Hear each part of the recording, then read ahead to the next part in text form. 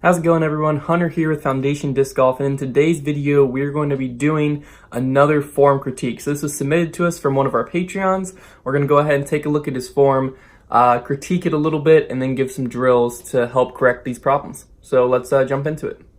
Alright, so here we have his form video. Let's go ahead and take a quick look at it and then see what we can change here.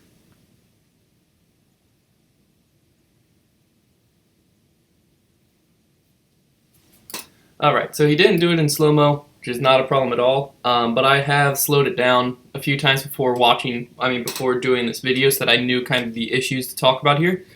And you know, his upper body and lower body are kind of doing the right things. This is something that we see a lot, right? It's more of a timing issue, right? So the main issue is, we're talking milliseconds here, but it's enough to throw him off somewhat. If I can find the right frame, which QuickTime makes this pretty hard. So here is pretty close to the right frame. If I go back a frame or two, his arm's already fully extended and his front foot is not down yet. Now this isn't really an issue, but it is like it's an issue if you're having trouble with your timing, right? Because your arm can stay back the whole time if you want it to, as long as your timing's good when you start your pull through. But what this is causing him to do, and a super common problem across the board that's causing a lot of people to do, is to start his pull through with his arm and get ahead of himself.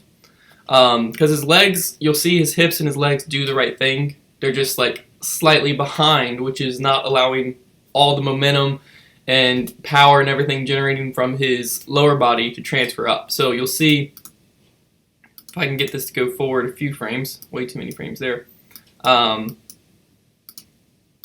About here, maybe back a frame. This is very tough. Okay, so here's good enough. You can see in this frame, his arm is about to release the disc, and his hips are facing us. They're facing towards us still, maybe even slightly back still. You see that? His weight is mostly transferred, but not fully transferred yet, whereas when your arm is in this position, like you're just about to throw, you want all the weight to be on your front foot already. So his weight transfer is a little bit off, but I think a lot of this is caused by the timing, right?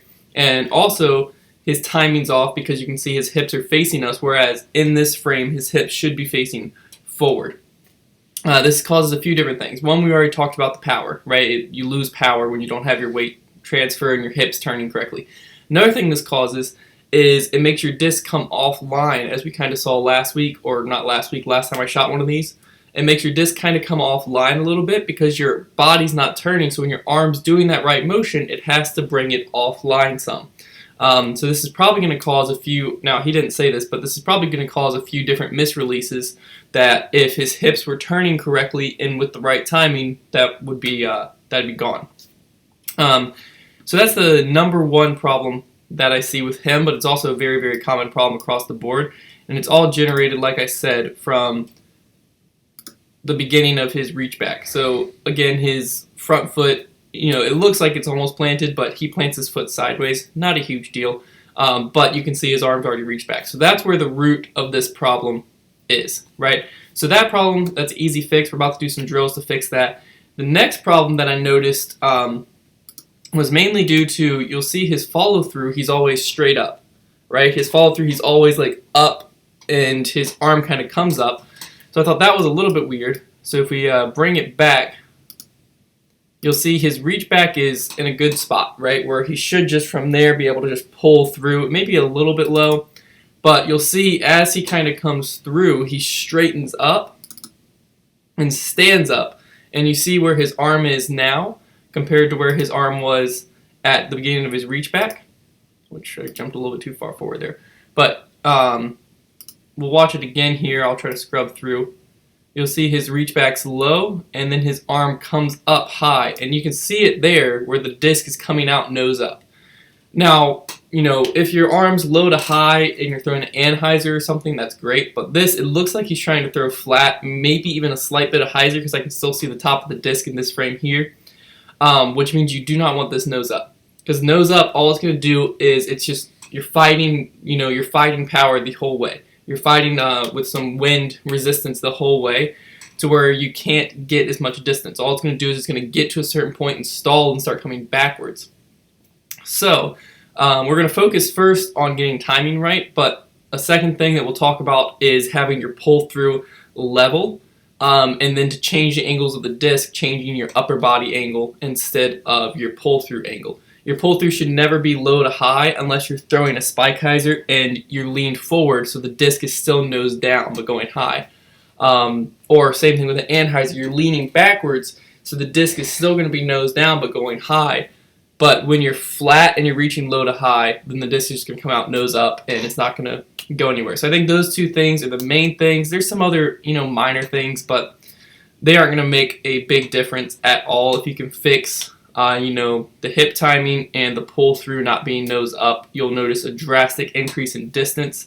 And these are both extremely common problems, so more than likely you watching this at home either have struggled with it, will struggle with it, or are currently struggling with one of these two. So let's jump over to a few drills to fix this.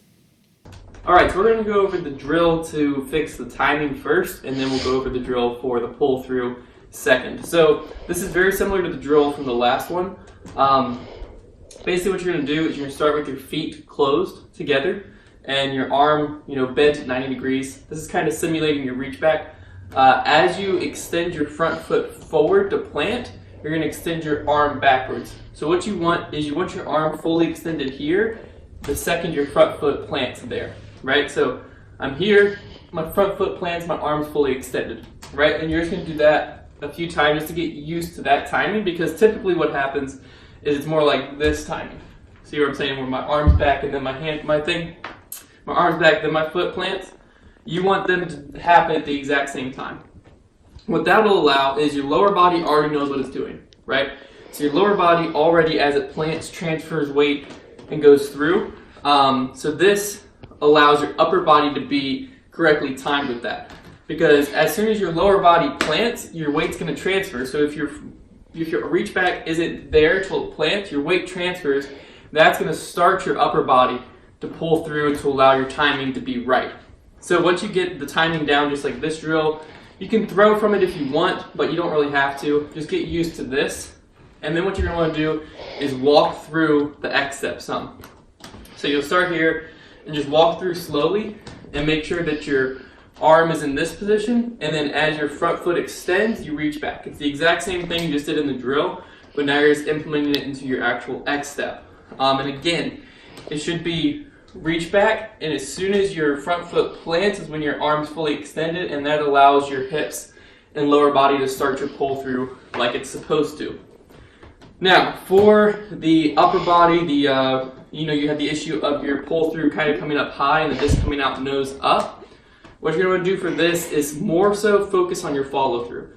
There's not really too many drills to do with this because it's a pretty simple fix, but basically I would recommend just throwing some standstills, slowing down some, and once you throw, just try to keep your upper body on the same plane and your follow through straight around, right? Because right now your upper body is kind of stopping, coming up, and your arm's coming up. So try to keep it on the same plane and your arm through as you throw. And just if you focus more on your follow through, that should correct the whole throw. So if you focus on your follow through being on the same plane, that should correct everything else. And then, like I said upstairs earlier, if you're trying to change the angle, just lean. So lean forward, your body's still on the same plane, even though your hand comes up, but your body's on the same plane. You can see that. Same thing, if you lean back, your body's on the same plane. So your arm and everything should do the same motion, but if you're trying to change your angle, just lean. So that's going to be it. Hopefully these drills help you and also help everyone at home watching this video correct these different issues. If you want your form to be critiqued, check out the link in the description below to our Patreon account. It's $5 a month. It gets you access to a bunch of exclusive things, discounts, giveaways, post podcast Q&As, and form critiques. And other than that, guys, check us out on Instagram, Facebook, subscribe here, and thank you guys so much for watching.